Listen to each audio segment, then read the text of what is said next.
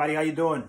Chris _13 here. Day 227 is April 8th. Trying to give you an update on what's going on. Like I said in the last video, tickets are bought, tickets are set up. Starting now, I have all the groups separated by how they play, and I am going to give you a group analysis. Nice group analysis in regards to every team and what I think is going to be the outcome.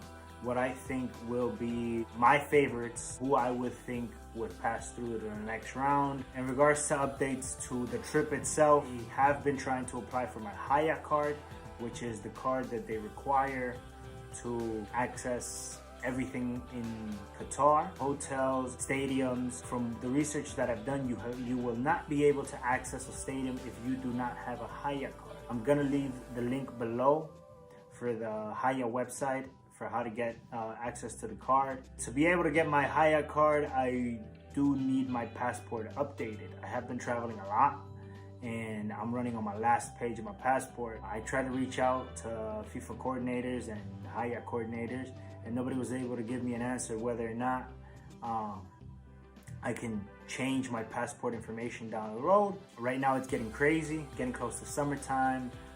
There's no dates to get passports renewed, so you might want to check that out. The closest date I was able to get was the 15th in New Orleans. Well, back to the original reason of the video. Group A. Group A, the initial group. Group A, the hosts, Qatar, head of the group.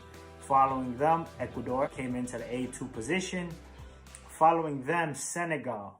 And following them, the last ball that was drawn, Netherlands. Like I said, in Group A, Qatar, Ecuador, Senegal, Netherlands. In that order, that Qatar and Ecuador will be the first ones to face off. They're gonna open up with 2 other matches, I believe, and then Qatar and Ecuador will do the inauguration. The reason why they're doing this is because they want the inauguration to be time zone friendly. Here in the United States on the East Coast, it's gonna be around 11, 12 o'clock in the morning or in the afternoon.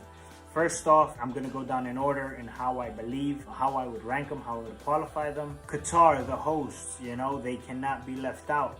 That's what people are saying, that's what people think. It's hard for the home team to stay behind. Personally, I feel like Qatar, my humble opinion, I feel like Qatar is not set up to even host a World Cup. Economically, I believe they are, because of what they are doing, because of what they're showing. They're building up stadiums and this and that. But when it comes to the game itself, I honestly feel like they are not prepared for what a World Cup is. I feel like they are not a team that is set up to succeed in a World Cup. Reason being, they have not had competition as is for a World Cup. If, you know, down the road, they do start showing up a little bit of competition, I would suggest, you know, my humble opinion, they have to step up their competition and who they're going to play against coming up for the World Cup. Personally, wouldn't put them up there to compete. Second, down the road, down the list, Ecuador. Yes, Ecuador is my team. Ecuador is who I will be following for this World Cup. Of course I want them to win. Of course I want them to pass. From what I've been seeing, out of the 4, I feel like Ecuador has been the one that has had the most competition experience. Coach Alfaro, what he has done with the team has been great, and he's built up a solid structure. By solid structure, I don't mean secured spots, but I mean like there are players that you don't hesitate whether or not they belong there. For example, one of the biggest players right now is Piero Hincapié. He's solidified himself as a left back, as a center back. He's been moved around in places. He's done great. He showed his stuff. Felix Torres solidified himself in Mexico. Moises Caicedo has gone out to Europe. He's made his debut in a couple of teams. He showed that he is a secure player in the midfield, and he is admired by international press. International press loves him, loves the way he plays.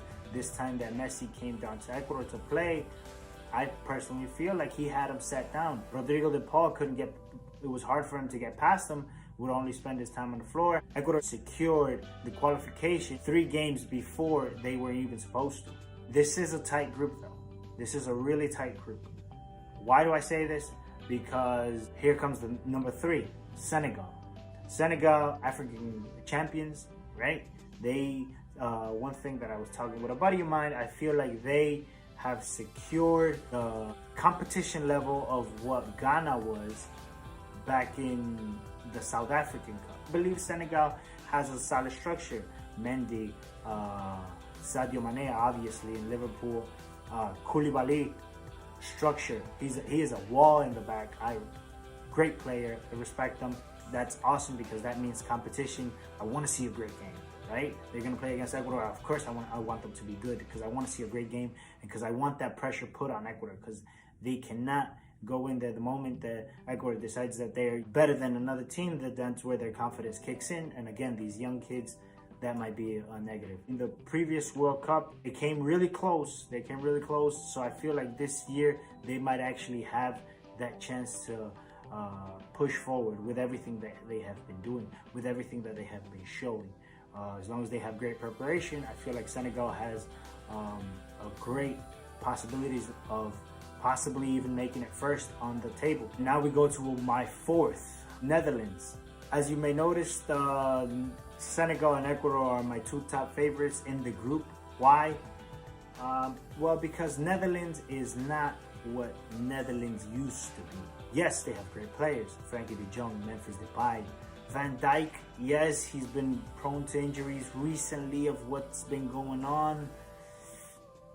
I don't know if it convinces me to the point of what a World Cup might have for them to show out, right? Again, they're a solid team. Under pressure, they've been great. Netherlands does not give me that, at least now, it's not what I used to know of Netherlands. With Schneider, with Robben, with Van Persie, when they made it to the finals against Spain, that to me was more of a solid team than what today is. Memphis Depay, he's a Barcelona player. Yeah, I like him, but would I pick him in my top favorites? No. He's shined out, yes. He shined out in the French league. He went to Manchester United and he wasn't able to succeed.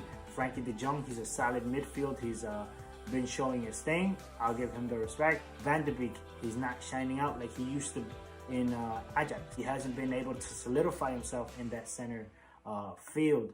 So I don't feel like the Netherlands has a team that would strive for greatness. So Netherlands, would I put you up there in the top 2 to qualify? Not really. Not really. I'm sorry, you know, again, it would suck to see them go so early in the competition, but again, I feel like out of these 4, which again, it is a very competitive group, I feel personally like if I have to pick the 2 groups that will be qualifying, it would be Senegal and Ecuador in that order, right? Senegal and Ecuador. Senegal first place, Ecuador second place. That is my Group A predictions. Again, we don't know what might happen down the road. That is my Group A analysis. Tell me what you think. Tell me what your thoughts are. Tell me what maybe you think I'm wrong. Maybe you think that, you know what, Netherlands and Qatar are going to be the 2 that pass through. Of course, tell me down in the comment section. Tell me what you believe.